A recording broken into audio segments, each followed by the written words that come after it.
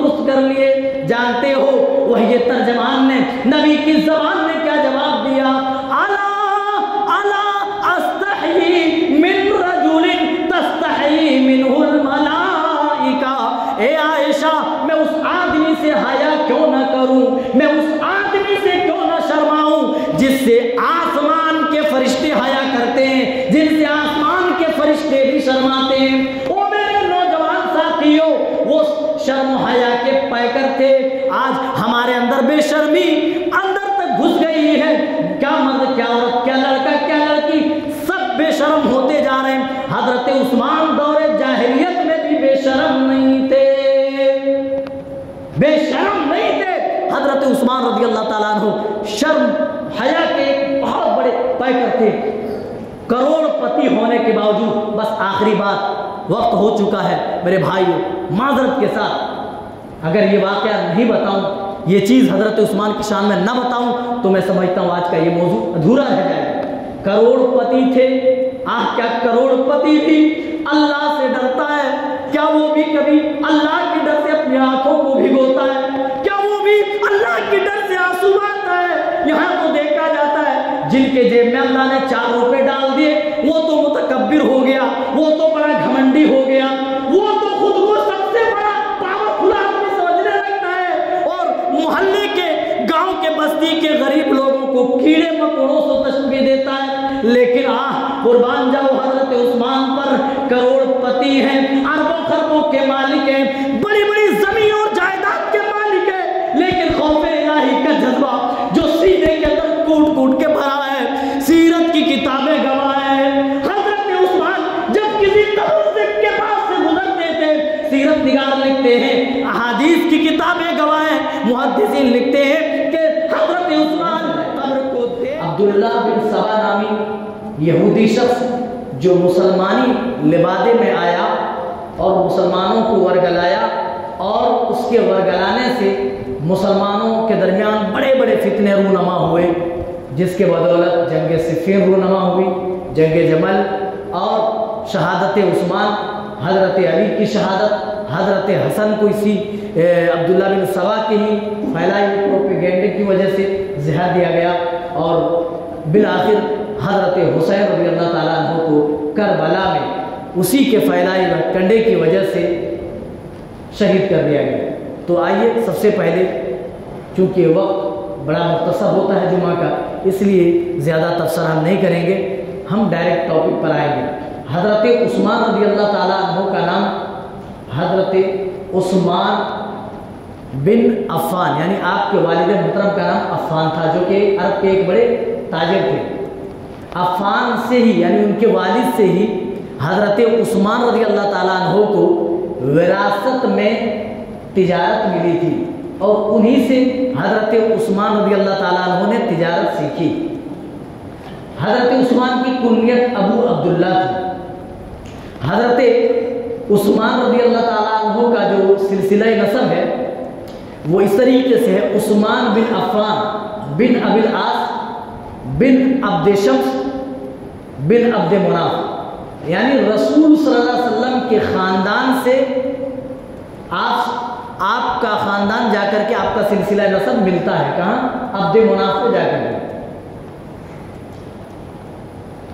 हज़रत उस्मान रज़ी अल्लाह ताला अन्हु खलीफा स्वयं हैं, यानी तीसरे नंबर के खलीफा हैं, और इस्लाम लाने के एतबार से चौथे शख्स हैं, यानी अस्साबिकून अल अव्वलून में से हैं, यानी पहले जिन लोगों ने इस्लाम बढ़कर के कबूल किया, उनमें हज़रत उस्मान रज़ी अल्लाह ताला अन्हु का चौथा नंबर आता है। अच्छा, हज़रत उस्मान रज़ी अल्लाह ताला अन्हु कैसे मुसलमान हुए, तो ये भी बात ज़हन नशीन होनी चाहिए कि हज़रत अबू बकर सिद्दीक़ रज़ी अल्लाह ताला अन्हु की दावत व तबलीग से, उनकी कोशिश से हज़रत उस्मान रज़ी अल्लाह ताला अन्हु दीन इस्लाम की आगोश में आए। हज़रत अबू बकर सिद्दीक़ हज़रत उस्मान से कह रहे हैं, ऐ उस्मान, तुम तो बड़े अक्लमंद आदमी हो, तुम एक होशियार आदमी हो, सही क्या है, गलत क्या है, हक क्या है, बातिल क्या है, तुम अच्छी तरीके से जानते हो। ऐ उस्मान, तुम्हारी कौम के लोग जिसे माबूद समझते हैं, क्या वो पत्थरों के तराशे तराशे हुए मूर्त नहीं है। कहा है आए उस्मान फिर ये बताओ क्या ये पत्थर के मूर्त तुम्हारे लिए नफा और नुकसान के भी मालिक हो सकते हैं?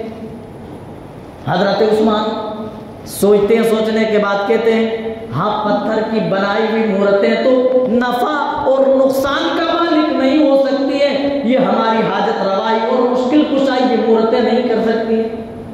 कहा है उस्मान हमारे तुम्हारे दरमियान मोहम्मद बिन अब्दुल्लाह को अल्लाह ताला ने तमाम जहानों के लिए, तमाम जिन्नों बशर के लिए अल्लाह ताला ने नबी और रसूल बना करके भेजा है। अगर वो तुमसे कोई बात कहें, अगर वो तुम्हारे सामने कोई दावत रखें, क्या तुम उनकी दावत कबूल करोगे? हजरत उस्मान खुद बयान करते हैं मैंने अपनी जबान से खुद कहा हाँ, अगर आप कुछ बयान करेंगे, आप मुझे दावत करेंगे तो मैं आपकी दावत जरूर कबूल करूंगा। अलविदा या बन्हाया अल्लामा इब्न कसीर रहमतुल्लाह लिखते हैं कि नबी पाक सल्लल्लाहु अलैहि वसल्लम का गुज़र इत्तेफाक से उसी वक्त हो रहा था। रसूल पाक सल्लल्लाहु अलैहि वसल्लम आए और कहा उस्मान आ जाओ, मैं तुम्हें जन्नत की तरफ बुला रहा हूँ। हजरत उस्मान बिन अफ़्फ़ान कहते हैं नबी का ये कहना था कि आओ उस्मान, मैं तुम्हें जन्नत की तरफ बुला रहा हूँ। मेरी ज़बान में बेख्तियार कलमा शहादत निकल पड़े मेरी ज़बान से, अशहदु अल्ला इलाहा इल्लल्लाह व अशहदु अन्ना मुहम्मदन अब्दुहु व रसूलुहु। ये कलमा पढ़कर आपके हाथों में हाथ देकर बैठ करके मैं इस्लाम में दाखिल हो गया। ओ मेरे भाइयों, हजरत उस्मान रज़ियल्लाहु ताला अन्हु को जो तिजारत मिली थी वो आपके वालिद अफ़्फ़ान के जरिए विरासत में आई थी। अपने बाप से इन्होंने तिजारत का मलका सीखा था और इतने बड़े मंझे हुए ताजिर थे, इतने बड़े करोड़पति थे, इतने बड़े पैसे वाले थे। और लोगों कई बड़ी बड़ी जमीनें, कई बड़े बड़े बागात और कई 100 ऊंट इनकी ज़ेरे मिल्कियत थी। लेकिन तारीख की किताबें गवाह हैं, सीरत के औराक को आप पलटिए, अल्लाह ताला ने जितनी दौलत हजरत उस्मान रज़ियल्लाहु ताला अन्हु को दी, हजरत उस्मान ने भी अल्लाह की राह में खर्च करने का कलेजा भी उतना बड़ा बनाया। दुनिया में तो बेशुमार बड़े बड़े लोग हैं, दुनिया में ऐसे ऐसे करोड़पति, वो चाहे तो इस कौम के लिए अकेले एक यूनिवर्सिटी बना सकते हैं, लेकिन किसी मकतब के लिए चंद रुपए देना भी उसके लिए मुश्किल होता है। हजरत उस्मान को जितना बड़ा बनाया था, अल्लाह ने खर्च करने का भी जज्बा उतना दिया था। मैं बाद में आऊंगा इंशाअल्लाह इस पर कि हजरत उस्मान रज़ियल्लाहु ताला अन्हु की दौलत ने इस्लाम के लिए क्या खिदमत की है। हमारी दौलतें किस काम की, जो खुद हमारे काम ना आए, हमारे मर जाने के बाद खुद हमें मालूम ना हो हमारी दौलतों का मजा कौन लूट रहा है, जिसके लिए हलाल और हराम में तमीज न करके हमने जमा किया, उसके मजे कौन लूट रहा है। चलिए बात लंबी हो जाएगी, मैं इस तरफ नहीं जाऊंगा। हजरत उस्मान रज़ियल्लाहु ताला अन्हु दौरे जाहिलियत में भी बड़े पॉपुलर थे। अहले सीयर लिखते हैं कि कुरैश की औरतें, अरब की औरतें अपने बच्चों को लोरियां सुनाती हुई कहती थी अना उहिब्बुका वर्रहमान हुब्ब कुरैश लिउस्मान। ऐ मेरे प्यारे बच्चे, रहमान की कसम है मैं तुझसे उतनी मोहब्बत करती हूँ जितनी मोहब्बत कुरैश के लोग उस्मान से करते। पता ये चला कुरैश के यहाँ हजरत उस्मान का एक बड़ा मकाम था, बड़ा रसूख था। दौरे जाहिलियत में भी हजरत उस्मान अरब में बड़े नुमाया किरदार रखते थे।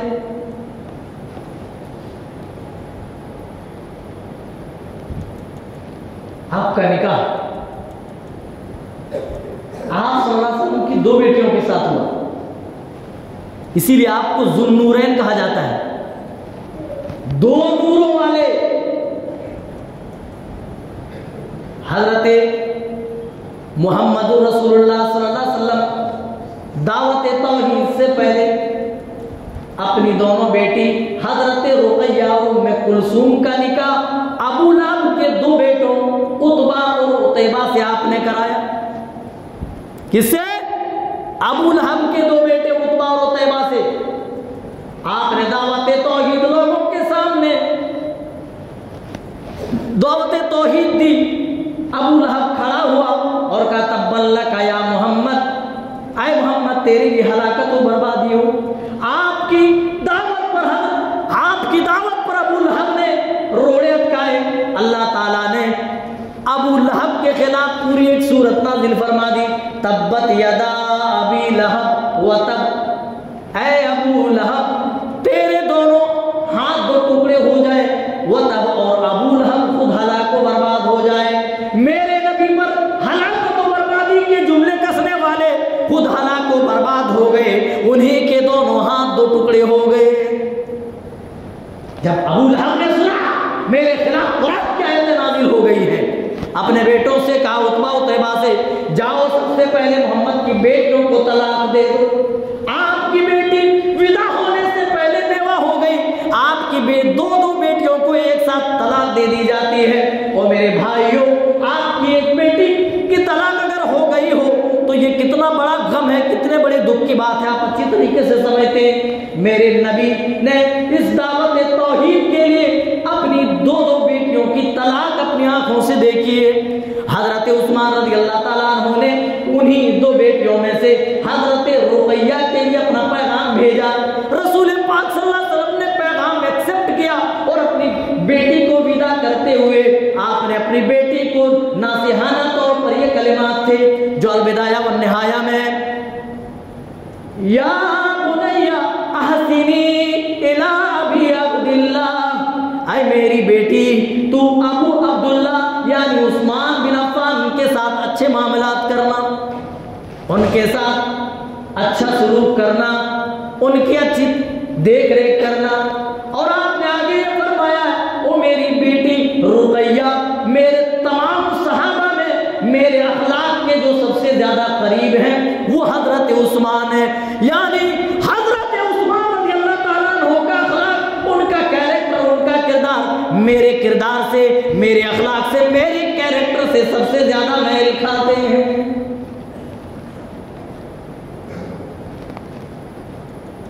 वो हजरत उस्मान जो शर्म हया के पैकर थे, वो उस्मान जो जूदो सखा के पैकर थे, वो उस्मान।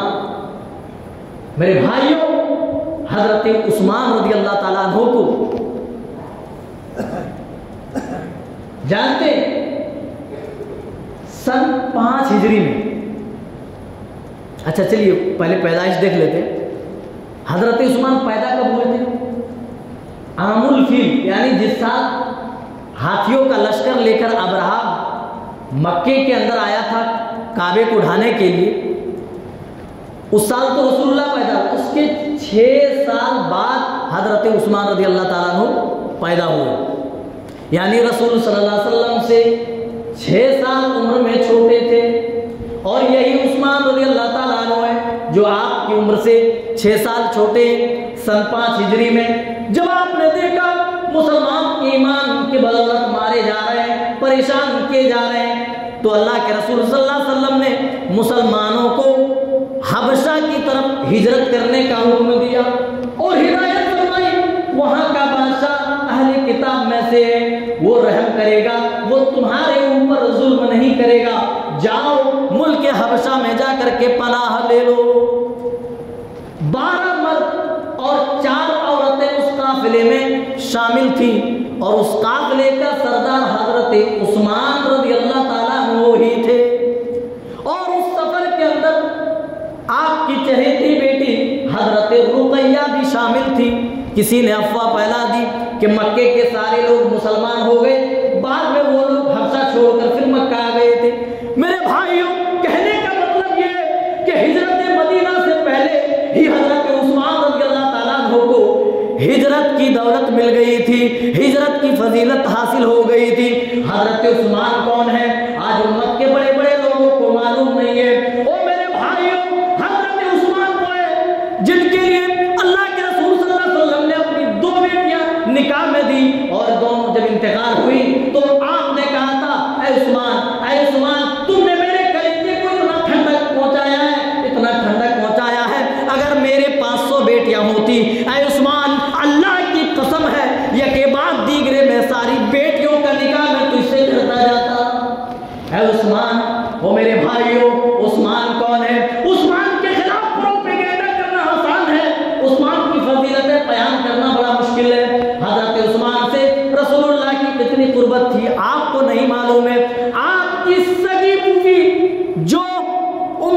जो बैजा थी, आपकी सगी फूफी, उसी के नवासे हजरत उस्मान है। रसूल की फूफी के नवासे हजरत उस्मान थे। हजरत उस्मान वो थे जो बदर में लड़े बगैर बदर की फजीलत पा गए। मेरे भाइयों, बदर का मौका आता है, गज़वे बदर शुरू होने वाली। हजरत उस्मान को शदीद ख्वाहिश है कि बदर में शरीक हो, लेकिन अल्लाह का करना भी ऐसा हुआ कि उसी हाल में, उसी मौके पर आपकी बीवी रुकैया चेचक की बीमारी में मुब्तला हो गई। आपने हजरत उस्मान को जंगे बद्र के अंदर शमूलियत इख्तियार करने से रोक दिया और कहा, उस्मान, तुम अपनी बीवी की तेमादारी करो, तुम अपनी बीवी की देखभाल करो, अल्लाह ताला तुम्हें बदरीन में शुमार करेगा। ओ मेरे भाइयों, जब मुसलमानों की जीत हुई, ज़ैद बिन हारिसा रज़ियल्लाहु ताला अन्हु नबी की ऊंटनी पर सवार होकर जब फतह की खुशखबरी मदीने के लोगों को सुनाई तो जानते हो आपने माले गनीमत तकसीम फरमाई। और माले गनीमत तकसीम करने में हजरत उस्मान को भी एक हिस्सा दिया और हिस्से से भी ये बता दिया, जिस्म के एतबार से हजरत उस्मान गर्चे जंग के बद्र के अंदर शरीक नहीं थे, लेकिन अपनी बीवी की तेमादारी, नबी की बेटी की देख रेख कर रहे थे, लेकिन फिर भी अल्लाह ताला ने उन्हें बदरीन में शामिल कर लिया है। इसीलिए जब आप माले गनीमत तकसीम कर रहे थे, जहां तमाम लोगों का हिस्सा लगा रहे थे, तकसीम कर रहे थे, हजरत उस्मान का भी एक हिस्सा लगाया। और आगे बढ़िए मेरे भाइयों, कितने कारनामे उस्मान के, जिसे हदीस की किताबें भरी पड़ी हैं, तारीख की किताबों में सुनहरे हुरूफ से आज उस्मान के कारनामे लिखे हुए। किसी एक खुतबे में उस्मान के कारनामे बता देना ये तो मुमकिन ही नहीं है। अगर जरूरत पड़ी तो इंशाअल्लाह कोशिश करेंगे इसका दूसरा पार्ट भी आपके सामने बयान करें। हजरत उस्मान की जिंदगी से हमें कितनी नसीहतें मिलती है, क्या क्या इबरतें मिलती है, ये तो हमें पता चले। आगे बढ़िए। सन 6 हिजरी है। रसूल सल्लल्लाहु अलैहि वसल्लम 1400 अपने सहाबा को लेकर उम्रा करने की नीयत से मदीना से निकलकर मक्का की तरफ रवाना हुए। हुदैबिया के मकाम पर पहुंचे, मुशरिकीन मक्का की तरफ से रोक दिए गए, यहां से नहीं जा सकते। काम उम्रा करने की नीयत से आए, देखो हमारे हथियार भी रखे हुए, लड़ाई करने का लड़ाई करने की हमारे पास कोई ये नहीं, कोई नियत नहीं है, हमें जाने दो, हम उम्रा करने के लिए आए, उम्रा करेंगे, हम वापस चले जाएंगे। कहा नहीं, तुम एंट्री नहीं कर सकते। ऐसे मौके पर जानते रसूल पाक सल्लल्लाहु अलैहि वसल्लम ने हजरत उस्मान को ही अपना सफीर बनाकर मुशरिकीन की तरफ भेजा था और मजीद 10 लोग आपने दिए और कहा उस्मान, इन 10 लोगों को अपने साथ ले लो, क्योंकि कुरैश में तुम्हारा एक खास मकाम है, जाकर के कुरैश वालों को मना लो। हजरत उस्मान जाते हैं और कुरैश वालों से कहते हैं, हम तवाफ के लिए आए हैं, हम उम्रे के लिए आए हैं, हम बैतुल्लाह के लिए आए हैं, ऐ मक्का वालों हमें ना रोको। कहा उस्मान, तुम पर्सनली अगर तवाफ करना चाहते हो, उम्रा करना चाहते हो, तुम्हारे लिए कोई रोको पाबंदी नहीं है, लेकिन अगर तुम ये चाहते हो तुम्हारे नबी मोहम्मद और तुम्हारे साथी मिलकर के तवाफ करें, उम्रा करें, तो इसकी इजाजत हम हरगिज नहीं देंगे। ये कहकर के उन्होंने हजरत उस्मान को और आपके साथ जो 10 सहाबा थे उन तमाम को गिरफ्तार कर लिया और आप सल्लल्लाहु अलैहि वसल्लम तक जो आप हुदैबिया में बैठे हुए 1400 सहाबा लेकर खबर पहुंचती है कि हजरत उस्मान को काफिरों ने, मुशरिकीन ने, मक्का ने शहीद कर दिया। उस वक्त आप इतने जज्बात में आ गए कि आप खुद पर काबू नहीं पा सके। वो लोगों, उस्मान कौन है, उस्मान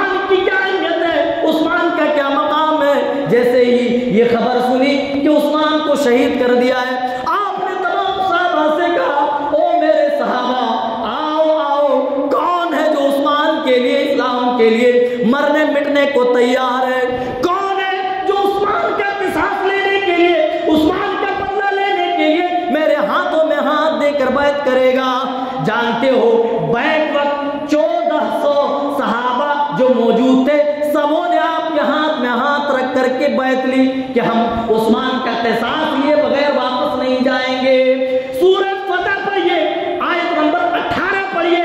अल्लाह ताला ने उन्हीं 1400 सहाबा की तारीफ फरमाई। लक़द रज़ियल्लाहु अनिल मुमिनीना इज़ युबाइऊनका तहता शजरा। अल्लाह के रसूल, उन सहाबा से अल्लाह राजी हो चुका है जो आपके हाथों में दरख्त के नीचे बैत कर रहे थे। अल्लाह कह रहा है कि उनके फालिम माफी कुलूबिहिम, उनके दिलों में जो कुछ था अल्लाह ने उसको जान लिया है। और अल्लाह ताला ने फतह मक्का की भी खुशखबरी दे दी थी और कहा वासाबहुम फतहन करीबा, करीब और अनकरीब इन्हें एक बड़ी फतह से नवाज दिया गया है। तो हज़रत उस्मान बिन अफ़्फ़ान जहां बदरगीर में शामिल है, जहां सबसे पहले हिजरत करने में शामिल है, वहीं पर असहाबे बैत रिज़वान में। और जानते जब आप बैत कर रहे थे, आप अपना बायां हाथ ऐसे कर रहे थे, किए हुए थे, बाएं हाथ पर तमाम सहाबा ने हाथ रखा और अपना दाहिना हाथ तमाम सहाबा के हाथों के ऊपर आपने रखा और कहा हादिही यदु उस्मान, ये उस्मान का हाथ है। यानी असहाबे बैत रिज़वान में भी हजरत उस्मान शरीक थे। अल्लाह अकबर, हजरत उस्मान का ये मकाम। संक्षेप में की ये बात। चलिए और आगे बढ़ जाएंगे, कुछ फजीलतें जान लेते हैं। हजरत सही बुखारी की रिवायत है, हजरत अबू मूसा अशअरी रज़ी अल्लाह ताला अन्हु कहते हैं कि मदीने में हम एक बाग के अंदर रसूल के साथ सल्लल्लाहु अलैहि वसल्लम बैठे हुए थे। इतने में एक शख्स आता है, बाग का दरवाजा खटखटाता है।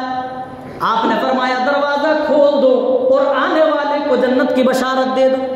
कहा कि मैंने, अबू मूसा अशअरी कहते हैं, मैंने दरवाजा खोला और देखा अबू बकर हैं, तो मैंने जन्नत की खुशखबरी दी। फिर किसी दूसरे ने दरवाजा खटखटाया, फिर आपने वही कहा कि आने वाले को जन्नत की बशारत दे दो।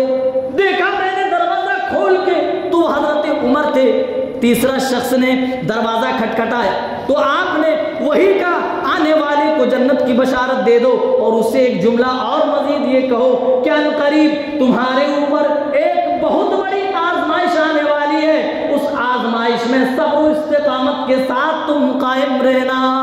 जब मैंने दरवाजा खोला तो मैंने उस्मान बिन अफ़्फ़ान को देखा। नबी के कहने के मुताबिक मैंने कहा तुम्हें जन्नत की खुशखबरी दी जाती है, जन्नत की बशारत सुनाई जाती है। और नबी ने साथ में ये भी कहा है कि तुम्हारी जिंदगी में बड़ी बड़ी आजमाइशें आएंगी, उन आजमाइशों में तुम्हें साबित कदम रहना है। हजरत उस्मान उस वक्त दुआया जुमला कहे थे, अल्लाहुल मुस्तान, ऐसी हालत में तो फिर अल्लाह ही मददगार है।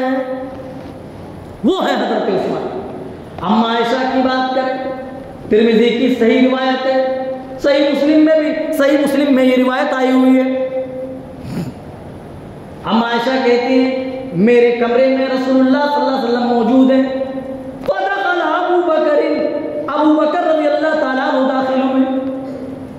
आपने कोई चेंज नहीं की खुद में, आप अबू बकर से बातें करने लगे, फिर उमर आए, फिर उमर से बातें करने लगे, कोई हरकत नहीं। लेकिन जैसे ही उस्मान आए आप उठ करके बैठ गए, अपने कपड़े दुरुस्त कर लिए। अम्मा आयशा कहती है जब ये तीनों लोग मेरे घर से चले गए तो मैंने अपने नबी से पूछा, या रसूल अल्लाह, आप मेरे बाप दाखिल अबू बकर हुए तो आप उठकर नहीं बैठे, अपने कपड़े दुरुस्त नहीं किए। उमर आए तो आप उठकर नहीं बैठे, अपने कपड़े दुरुस्त नहीं किए। लेकिन उस्मान आए तो आप उठकर क्यों बैठ गए, अपने कपड़े क्यों दुरुस्त कर लिए? जानते हो वही तर्जमान ने नबी की जबान में क्या जवाब दिया? अला अला अस्तही मिन रजुलिन तस्तही मिनहुल मलाइका।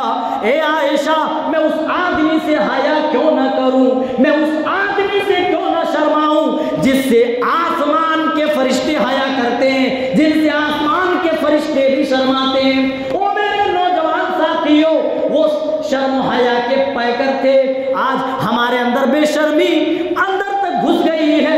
क्या मर्द, क्या औरत, क्या लड़का, क्या लड़की, सब बेशर्म होते जा रहे हैं। हजरत उस्मान दौरे जाहिलियत में भी बेशर्म नहीं थे, बेशर्म नहीं थे। हजरत उस्मान रज़ी अल्लाह ताला अन्हु शर्म हया के बहुत बड़े पैकर थे, करोड़पति होने के बावजूद। बस आखिरी बात, वक्त हो चुका है मेरे भाइयों, माजरत के साथ अगर ये वाक़या नहीं बताऊं, ये चीज़ हजरत उस्मान की शान में न बताऊं, तो मैं समझता हूं आज का ये मौजू अधूरा रह जाएगा।